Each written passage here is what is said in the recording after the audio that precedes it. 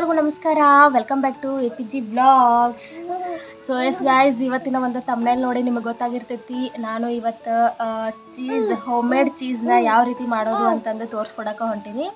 So actually ಹೊರಗಡೆ ಹೋಗಿ ನಾವು ಪಿಜ್ಜಾ ಮೇಲೆ ಹಾಕಿರುವಂಥ ಚೀಸ್ ಆಗಿರ್ಬೋದು, ಬರ್ಗರ್ ಒಳಗೆ ಹಾಕಿರುವಂಥ ಚೀಸು, ಸ್ಯಾಂಡ್ವಿಚ್ ಒಳಗೆ ಹಾಕಿರುವಂಥ ಚೀಸ್ ಅದನ್ನೆಲ್ಲನೂ ನೋಡಿರ್ತೀವಲ್ಲ. ಸೊ ಅದೆಲ್ಲ ಅಂಗಡಿ ಒಳಗೆ ಮತ್ತು ಫ್ಯಾಕ್ಟ್ರಿ ಒಳಗೆ ಮಾಡಿರುವಂಥ ಚೀಸು.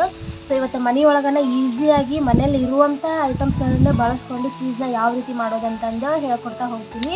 ಸೊ ಸಿಕ್ಕಾಪಟ್ಟೆ ಈಸಿ ಚೀಸ್ ಮಾಡೋದು. ನಾನು ಕೂಡ ಫಸ್ಟ್ ಟೈಮ್ ಚೀಸ್ನ ಟ್ರೈ ಮಾಡತ್ತೀನಿ, ಬಟ್ ನನಗೆ ಕಾನ್ಫಿಡೆಂಟ್ ಐತಿ ಇದು ಪರ್ಫೆಕ್ಟಾಗಿ ಚೀಸಾಗಿ ಬಂದೇ ಬರ್ತೈತೆ ಅಂತಂದು. ಬಟ್ ಏನೈತಿ, ಫ್ಯಾಕ್ಟ್ರಿ ಒಳಗೆ ಇರುವಂಥ ಚೀಸು ಸ್ವಲ್ಪ ಹಿಂಗೆ ಬ್ರೆಡ್ ಒಳಗೆ ಹಿಂಗೆ ಮಾಡಿದ ತಕ್ಷಣ ಈ ಥರ ಏನೋ ಎಳೆಯಾಗಿ ಬರ್ತೈತಿ. ಬಟ್ ನಮ್ಮ ಒಂದು ಚೀಸ್ ಆ ಥರ ಬರಲ್ಲ ಅಂತ ನನಗೆ ಅನ್ಸುತ್ತೆ. ಯಾಕಂದ್ರೆ ಆ ಒಂದು ಚೀಸ್ ಒಳಗೆ ಒಂದು ಎಸೆನ್ಸ್ ಅಂತಂದು ಸಿಗ್ತೈತದ, ಅದನ್ನು ಅವ್ರು ಬಳಸ್ತಾರೆ. ಅದರಿಂದ ಅದು ಸ್ವಲ್ಪ ಈ ರೀತಿ ಎಳೆಯಾಗಿ ಸಿಗ್ತೈತೆ. ನಿಮಗೆ ಜಾಸ್ತಿ ಫ್ರೀಝರ್ ಒಳಗೆ ಇಟ್ಟು ಆ ರೀತಿಯಾಗಿರ್ತೈತಿ.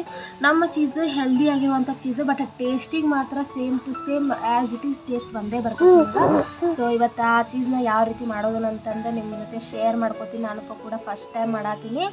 ಸೊ ನಾವು ಯಾವಾಗ್ಲೂ ಹೊರಗಡೆ ಹೋಗಿ ಎಕ್ಸ್ಟ್ರಾ ಚೀಸ್ ಇರೋ ಪಿಜ್ಜಾ ಅಂತ ಒಂದು ಸ್ಯಾಂಡ್ವಿಚ್ನ ಆರ್ಡ್ರ್ ಮಾಡ್ತೀವಿ. ಅದನ್ನೆಲ್ಲನೂ ಬಿಟ್ಟು ಇವಾಗ ನಾವು ಮನೇಲೇನ ಚೀಸ್ನ ಮಾಡ್ಕೊಂಡ್ಬಿಟ್ರೆ ನಾವು ಎಷ್ಟು ಬೇಕೋ ಅಷ್ಟು ಚೀಸ್ನ ಎಕ್ಸ್ಟ್ರಾ ನಮ್ಗೆ ಬೇಕಾದಂಗೆ ಹಾಕೋಬೋದು. ಯಾವುದೇ ಟೆನ್ಷನ್ ಇರೋಲ್ಲ ನಮಗೆ, ವೇಟ್ ಗೇನ್ ಆಗುತ್ತೆ, ಚೀಸ್ ಒಳ್ಳೇದಲ್ಲ, ಅದು ಇಲ್ಲ ಇದು ಅಲ್ಲ ಅಂತಂದು. ಆ್ಯಂಡ್ ಇವತ್ತು ಒಂದಿಷ್ಟು ವಿಡಿಯೋಸ್ಗಳ ಹಿಂದೆ ನಾನು ಒಂದು ವಿಡಿಯೋದೊಳಗೆ ಹೇಳಿದ್ದೆ ನಿಮಗೆ ಒಂದು ಪೇಂಟಿಂಗ್ ಮಾಡಾಕ್ತೀನಿ ಅಂತಂದು. ಬಟ್ ಸಿಕ್ಕಾಪಟ್ಟೆ ಟೈಮ್ ಯಾವುದಕ್ಕೂ ಟೈಮೇ ಸಾಲವಲ್ದು ಅಂತ ಅನ್ಸಾಕತ್ಬಿಟ್ಟೈತಿ. ಇವಾಗ ಸಿಕ್ಕಾಪಟ್ಟೆ ಪ್ಲ್ಯಾನ್ಸ್ ಇರ್ತಾವೆ, ಅದನ್ನು ಮಾಡ್ಬೇಕು ಇದನ್ನು ಮಾಡ್ಬೇಕು ಅಂತಂದು. ಬಟ್ ಇವತ್ತು ಎಲ್ಲನೂ ಮಾಡೋದಕ್ಕೆ ಆಗೋದೇ ಇಲ್ಲ. ಒಂದೊಂದಿನ ಒಂದೊಂದೇ ಕೆಲಸ ಆಗ್ಬಿಟ್ಟಿರ್ತಾವೆ. ಇಲ್ಲ ಒಂದೊಂದಿನ ಏನೂ ಕೆಲಸನ ಆಗಿರೋಲ್ಲ, ಖಾಲಿ ಒಂದಿನ ಹಾಗೆ ವೇಸ್ಟ್ ಆಗ್ಬಿಟ್ಟಿರ್ತೈತಿ. ಬಟ್ ಸಿಕ್ಕಾಪಟ್ಟೆ ಆವಾಗ ಬೇಜಾರಾಗ್ತೈತಿ, ಇವತ್ತೇನೋ ಮಾಡಲೇ ಇಲ್ಲಲ್ಲ ಅಂತ. ಸೊ ಅಂಥ ಒಂದು ಕ್ಯಾಟಗರಿಗೆ ಸೇರಿದವಳು ನಾನು. ಒಂದು ದಿನದೊಳಗೆ ಏನಾದರೂ ಒಂದು ಕೆಲಸ ಮಾಡಿರಲಿಲ್ಲ ಅಂದ್ರೆ ನನಗೆ ಸಮಾಧಾನ ಇರೋಂಗಿಲ್ಲ. ಸೊ ಅದ್ರ ಸಲುವಾಗಿ ಅವತ್ತು ಶುರು ಮಾಡಿದ ಪೇಂಟಿಂಗ್ ಇವತ್ತು ಒಂದು ಹಂತಕ್ಕೆ ಅಷ್ಟು ಕಂಪ್ಲೀಟ್ ಆಗೈತೆ. ಅದನ್ನು ನಿಮ್ಮ ಜೊತೆ ಶೇರ್ ಮಾಡ್ಕೊಳಕತ್ತೀನಿ.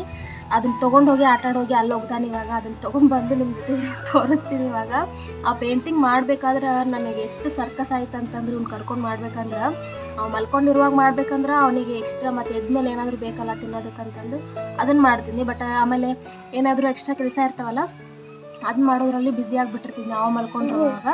ಸೊ ಅವಾಗ ಎದ್ದಿರುವಾಗ ಅವ್ನು ನಾಟಕ ಹಚ್ಚಿ ಮಾಡ್ಬೇಕಂದಾಗ ನಿಮ್ಗೆ ಗೊತ್ತೇ ಇರುತ್ತಲ್ಲ, ಅವ್ನ ಮುಂದೆ ನಾನು ಪೇಂಟಿಂಗ್ ಮಾಡ್ಬೇಕಂದ್ರೆ ಅವನ್ನೆಲ್ಲ ಚಲ್ಲಾಪಲ್ಲಿ ಮಾಡಿ ಅದು ಇದು ಮಾಡಿ ಎಲ್ಲ ಹಾಳು ಮಾಡಿಟ್ಟಿರ್ತಿದ್ನ. ಸೊ ಹಾಗಾಗಿ ಹಂಗೋ ಹಿಂಗೋ ಮಾಡಿ ಒಂದು ಫೈನಲ್ ಆಗಿ ಒಂದು ಪೇಂಟಿಂಗ್ ಕಂಪ್ಲೀಟ್ ಮಾಡಿದ್ದೀನಿ. ಸೊ ಅದು ಹೆಂಗೈತೆ ತೋರಿಸ್ತೀನಿ ನಿಮಗೆ. ಸೊ ಎಸ್ ಗೈಸ್, ಈ ಒಂದು ಪೇಂಟಿಂಗ್ ಈ ರೀತಿಯಾಗಿ ತಯಾರಾಗೈತೆ ನೋಡ್ರಿ. ಐ ಹೋಪ್ ಒಂದು ಸ್ವಲ್ಪ ಎಲ್ಲ ಡಲ್ ಆಗೈತಿ ಇಲ್ಲೆಲ್ಲ ಕಲರ್ ಮಾಡೋದು, ಅಂದ್ರೆ ಬ್ಲ್ಯಾಕ್ ಹಾಕೋದು. ಸೊ ಭಾಳತ್ತು ಟೈಮ್ ತೊಗೊಂಡು ಮಾಡ್ಬೇಕಿದೆ. ನಾವು ವರ್ಲಿ ಪೇಂಟಿಂಗ್ ಅಂದ್ರೆ ಸಿಕ್ಕಾಪಟ್ಟೆ ಟೈಮ್ ತೊಗೋತೈತಿ, ಭಾಳ ಕೈ ಹಿಡಿತೈತಿ, ಭಾಳ ಪೇಷನ್ಸ್ ಬೇಕಿದ್ದಕ್ಕೆ ಈ ಒಂದು ಪೇಂಟಿಂಗ್ ಮಾಡಬೇಕು ಅಂತಂದ್ರೆ. ಬಟ್ ನೋಡೋದಕ್ಕೆ ತೆಗಿಯೋದಕ್ಕೆ ಭಾಳ ಈಸಿ ಅಂತ ಅನ್ಸುತ್ತೆ ಖರೆ. ಬಟ್ ಇದನ್ನು ಮಾಡೋಕ್ಕೆ ಕುಂತ್ರೆ ನಿಮಗೆ ಹೇಳ್ತೀನಿ ನಾನು, ಒಂದು ಏನಿಲ್ಲ ಅಂದರೂ 3 to 4 hours ಬೇಕಿದನ್ನು ಈ ಒಂದು ಪೇಂಟಿಂಗ್ ಮಾಡೋದಕ್ಕೆ. ನಿಮಗೆ ಇನ್ ಡೀಟೇಲ್ ಆಗಿ ಸಖತ್ತಾಗಿ ಎಲ್ಲೂ ಮಿಸ್ ಆಗಲಾರ್ದಂಗೆ ಮಾಡ್ಬೇಕಂದ್ರೆ ಅಷ್ಟು ಟೈಮ್ ಹಿಡಿತೈತಿ. ಸೊ ನನಗೆ ಸಿಕ್ಕಂಥ ಅರ್ಧಂಬರ್ಧ ಟೈಮ್ ಒಳಗೆ ನಾನು ಎಷ್ಟು ರೀತಿಯಾಗಿ ಕಂಪ್ಲೀಟ್ ಮಾಡಿದ್ದೀನಿ. ಐ ಹೋಪ್ ನಿಮ್ಗೆ ಇದು ಕಾಣಿಸಾಕತ್ತೈತೆ ಅಂತ ಅನ್ಕೊತೀನಿ. ಇದರದ ಫೋಟೋ ಕೂಡ ಪೋಸ್ಟ್ ಮಾಡಿರ್ತೀನಿ ಯೂಟ್ಯೂಬ್ ಚಾನಲ್ ಹೋಗಿ. ನನ್ನ ಪೋಸ್ಟರ್ಸ್ ಒಳಗೆ ಹೋಗಿ ನೋಡಿದ್ರೆ ನಿಮಗೆ ಸಿಗ್ತಾ ನನ್ನ ಪೇಂಟಿಂಗ್ಸ್ಗಳ ಒಂದು ಫೋಟೋಸ್ಗಳೆಲ್ಲನೂ. ಸೊ ಇನ್ನೂ ಒಂದು ಸ್ಟ್ಯಾಂಡಿಂದ ಇದು ಬಾಕ್ಸಿಗೂ ಕೂಡ ಇನ್ನೂ ಪೇಂಟಿಂಗ್ ಮಾಡಬೇಕು. ಬಟ್ ಇನ್ನೂ ಆಗಿಲ್ಲ, ಅದಕ್ಕೂ ಟೈಮ್ ಮಾಡೋದಕ್ಕೆ. ಸೊ ಅದನ್ನು ಕೂಡ ನೆಕ್ಸ್ಟ್ ಒಂದು ವಿಡಿಯೋದೊಳಗೆ ಮಾಡಿ ತೋರಿಸೋಣಂತ. ಬಟ್ ಇವಾಗ ಸದ್ಯಕ್ಕೆ ನಾವು ಹೋಮ್ ಮೇಡ್ ಚೀಸ್ನ ಮಾಡೋ ಕಡೆ ಹೋಗುಣ್ರಿ. ಅದು ಸ್ಪೆಷಲಾಗಿ ಹೋಮ್ ಮೇಡ್ ಚೀಸ್ನ ಮಾಡಿ ಅದನ್ನು ಸ್ಯಾಂಡ್ವಿಚ್ ಒಳಗೆ ಹಾಕಿ ತಿಂದು ಟೇಸ್ಟ್ ಮಾಡೋಣ ಅಂತ ಯಾವ ರೀತಿಯಾಗಿ ಬರ್ತೈತಿ ಅಂತಂದು. ಸೊ ಸಖತ್ತಾಗಿರೋಂಥ ಹೋಮ್ ಮೇಡ್ ಚೀಸ್ನ ಮಾಡೋಣ ಬರ್ರಿ guys. So let's start the video.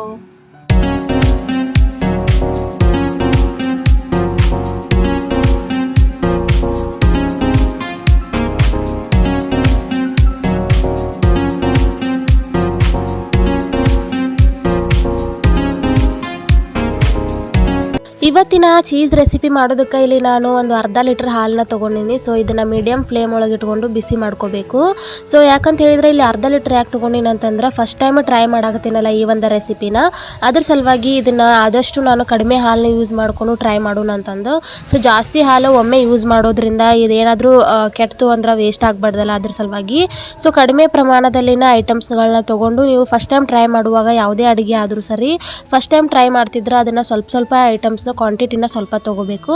ಇವಾಗ ಹಾಲು ಕೂಡ ಚಂದಂಗ ಕಾದು, ಸೊ ಇಲ್ಲಿ ನಾನು ಒಂದು ಕಪ್ ಒಳಗೆ 2 ನಿಂಬೆಹಣ್ಣು ರಸನ ಮಾಡಿಟ್ಕೊಂಡಿದ್ನಿ. ಸೊ ಕುದಿತಿರುವಂಥ ಹಾಲಿಗೆ ನಿಂಬೆಹಣ್ಣು ರಸ ಹಾಕಿದ ತಕ್ಷಣ ಹಾಲು ಒಡೆಯಕ್ಕೆ ಸ್ಟಾರ್ಟ್ ಆಗುತ್ತೆ. ಸೊ ನೀಟಂಗೆ ಹಾಲು ಒಡೆದು ಹಾಲಿನಲ್ಲಿರುವಂಥ ನೀರಿನ ಅಂಶ ಸಪ್ರೇಟಾಗಿ ನೀಟಾಗಿ ಪನ್ನೀರೆಲ್ಲನೂ ಹೊರಗೆ ಬರಬೇಕು.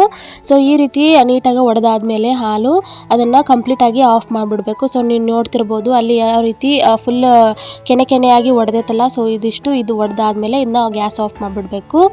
ಗ್ಯಾಸ್ ಆಫ್ ಮಾಡಿದಾದ್ಮೇಲೆ ಈ ರೀತಿ ಒಂದು ಸಾನ್ಗಿನ ಇಟ್ಕೊಂಡು ಅದ್ರ ಮೇಲೆ ಒಂದು ವೈಟ್ ಸ್ವಚ್ಛಾಗಿರುವಂಥ ಒಂದು ಬಟ್ಟೆನ ಹಾಕಿ ಅದೇನು ಹಾಲು ಒಡಿಸಿರ್ತೇವಲ್ಲ ಅದನ್ನು ನೀಟಾಗಿ ಸೋಸ್ಕೋಬೇಕು. ನೀರೆಲ್ಲನೂ ಹೊರಗೆ ಹೋಗಬೇಕು. ನೀಟಾಗಿ ಗಟ್ಟಿಯಾದಂಥ ಒಂದು ಪನ್ನೀರ ನಮಗೆ ಸಿಗಬೇಕು. ಅಲ್ಲಿ ತನಕ ಇದನ್ನು ಒಂದು ಪೂರ್ತಿ ಒಂದು ಬಟ್ಟೆ ಒಳಗೆ ಸುತ್ತಿ ಅದ್ರ ಮೇಲೆ ವಜ್ಜಂದು ಒಂದು ಏನಾರ ಇಡಬೇಕು.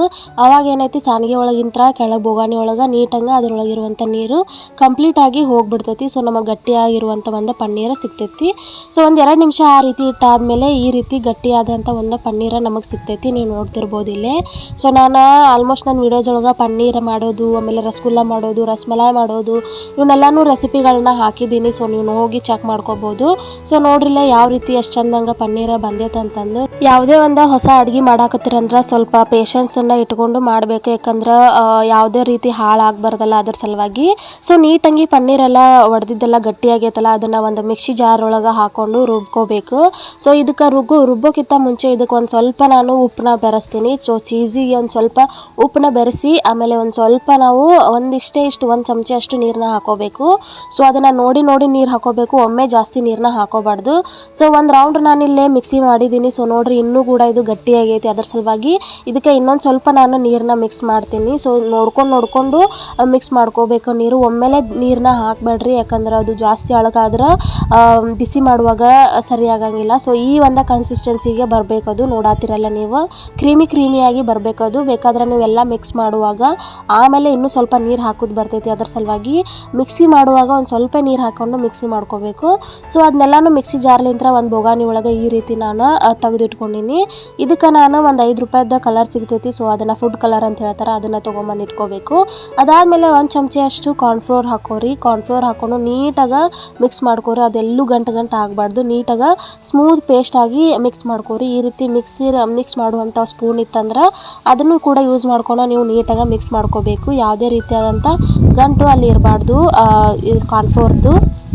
ನಾನು ಕೂಡ ನೀಟಾಗಿ ಮಿಕ್ಸ್ ಮಾಡ್ಕೊಂಡಿನಿ. ನೀವು ನೋಡ್ತಿರ್ಬೋದು ಇಲ್ಲಿ ಎಷ್ಟು ಸಖತ್ತಾಗಿ ಎಳೆಯಾಗಿ ಬಂದೈತಿದ್ದು, ನೀಟಾಗಿ ಕ್ರೀಮಿಯಾಗಿ. ಸೊ ಇದನ್ನು ಲೋ ಫ್ಲೇಮ್ ಒಳಗೆ ಇಟ್ಕೋಬೇಕು. ಗ್ಯಾಸ್ನ ಸಣ್ಣ ಇಟ್ಕೊಂಡು ನೀಟಂಗೆ ಕೈ ಬಿಡ್ದೇನೆ ಮಿಕ್ಸ್ ಮಾಡ್ಬೇಕು. ಇದನ್ನು ಭಾಳತ್ತು ಇದನ್ನು ಮಿಕ್ಸ್ ಮಾಡ್ತಾನೆ ಇರಬೇಕು. ಸೊ ಆಗಲೇ ಹೇಳಿದಂಗೆ ಹೊಸ ಅಡುಗೆ ಮಾಡುವಾಗ ನಿಮಗೆ ತಾಳ್ಮೆ ಅನ್ನೋದು ಜಾಸ್ತಿ ಬೇಕಾಗ್ತೈತಿ. ಸೊ ಅದರ ಸಲುವಾಗಿ ನೀಟಾಗಿ ಕೈ ಬಿಡ್ದೇನೆ ತಿರುಗಿಸ್ತಾನೆ ಇರಬೇಕು. ಕೈ ಬಿಟ್ರೆ ಪಟ್ ಅಂತಂದು ಹೊತ್ಕೊಂಡ್ಬಿಡ್ತೈತೆ ಅದು.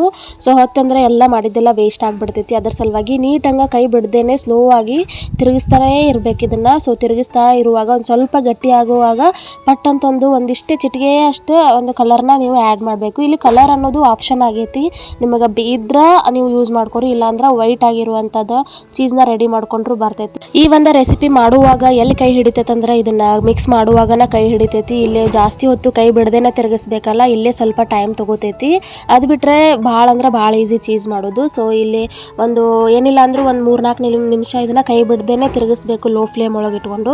ಸೊ ನೀವು ನೋಡ್ತಿರ್ಬೋದು ಅದು ಯಾವ ರೀತಿ ಫುಲ್ ಗಟ್ಟಿಯಾಗಿ ಇಂಥ ಒಂಥರ ಹಿಂಗೆ ತಳನೆಲ್ಲ ಬಿಡಾತೈತಿ. ಆಮೇಲೆ ಹಿಂಗೆ ಗುಳಿ ಎಲ್ಲ ಉಬ್ಬಾಕತೈತಲ್ಲ. ಸೊ ಇದನ್ನ ನೋಡಿದಾಗ ಅಂತೂ ನನಗೆ ಸಿಕ್ಕಾಪಟ್ಟೆ ಖುಷಿ ಆಯಿತು. ಫುಲ್ ಚೀಸ್ ಎಲ್ಲ ರೆಡಿ ಆಯಿತು ಅಂತಂದು.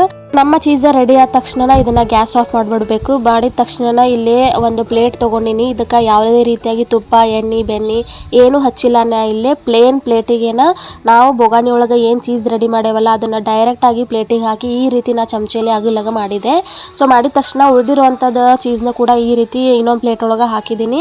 ಸೊ ಎಷ್ಟು ತೆಳ್ಳಗಾಗುತ್ತೋ ಅಷ್ಟು ತೆಳ್ಳಾಗಿ ಸ್ಮ್ಯಾಶ್ ಮಾಡಿರಿ. ಪೂರಾ ತೆಳ್ಳಗೆ ಮಾಡೋಕೆ ಹೋಗ್ಬೇಡ್ರಿ, ಮೀಡಿಯಮ್ ತೆಳ್ಳಗೆ ಒಂದು ರೀತಿ ಸ್ಮ್ಯಾಶ್ ಮಾಡಿರಿ ಚಮಚೆಲೆ. ಸೊ ನೋಡಿರಿ ನಾನು ಈ ರೀತಿ ಮಾಡಿದ್ದೀನಿ. ಸೊ ಎಸ್ ಗೈಸ್, ಗೈಸ್ ನಮ್ಮ ಒಂದು ಚೀಸು ಕೂಡ ರೆಡಿ ಆಯಿತು. ಇವಾಗ ಇದನ್ನು 1 ಗಂಟೆ ನಾನು ಫ್ರಿಜ್ ಒಳಗೆ ಸ್ಟೋರ್ ಮಾಡಿ ಇಡ್ತೀನಿ. ಸೊ ಆ್ಯಕ್ಚುಲಿ ಇದನ್ನು 3-4 ತಾಸು ಗಂಟಲೆ ನಾವು ಫ್ರಿಜ್ ಒಳಗೆ ಸ್ಟೋರ್ ಮಾಡಿ ಇಡಬೇಕು. ಸೊ ಹಂಗಿಟ್ರು ಚಲೋನ, ಮ್ಯಾಕ್ಸಿಮಮ್ ಅಂದ್ರೆ 1 ತಾಸು ಇಟ್ರು ಕೂಡ ನಡಿತೈತಿ. ಸೊ 1 ತಾಸು ಇದನ್ನು ನಾನು ಈ ರೀತಿ ಪ್ಲೇಟ್ನ ಮುಚ್ಚಿ ಇಡ್ತೀನಿ.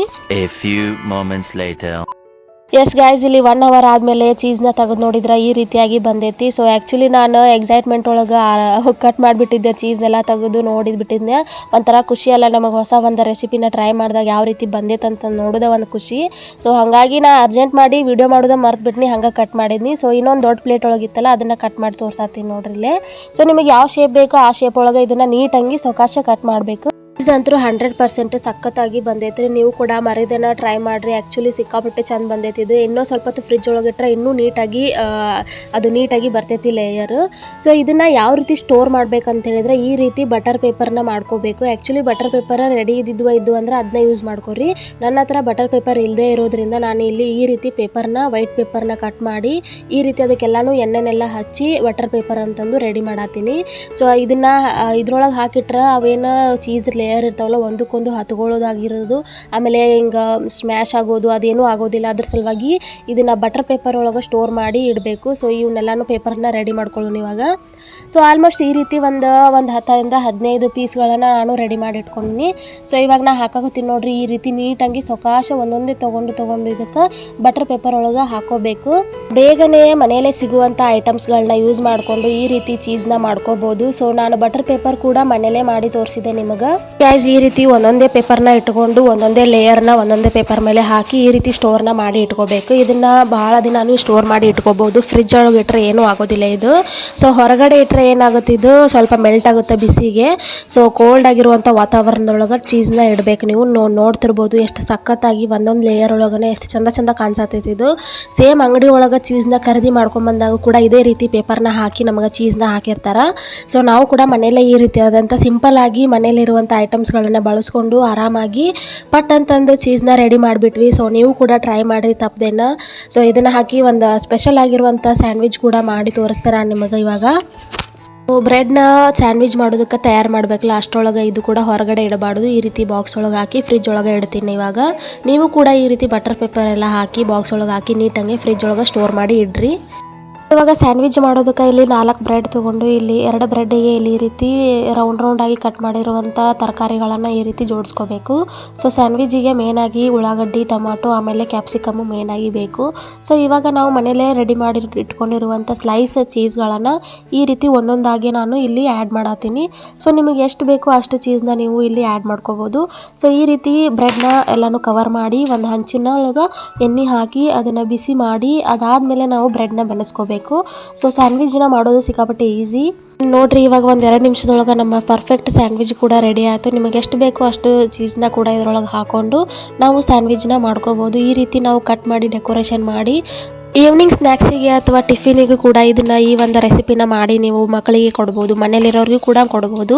ಸೊ ನಮ್ಮ ಒಂದು ಸ್ಯಾಂಡ್ವಿಚ್ ಈ ರೀತಿ ಕಲರ್ಫುಲ್ಲಾಗಿ ರೆಡಿ ಆಯಿತು. ಇದನ್ನು ನಾನು ನಮ್ಮ ತಂಗಿಗೆ ಮತ್ತು ನನ್ನ ಮಗನಿಗೆ ಕೊಟ್ಟಿದ್ದೆ. ಸೊ ನನ್ನ ಮಗ ಏನೈತಿ ಟೇಸ್ಟ್ ಮಾಡಿ ಒಂದು ಸ್ಮೈಲ್ ಕೊಟ್ಟ. ಸೊ ನನ್ನ ರೆಸಿಪಿ ಒಂದು 100% ಮಾರ್ಕ್ಸ್ನ ಪಡೀತು ಅಂತಲೇ ಹೇಳ್ಬೋದು.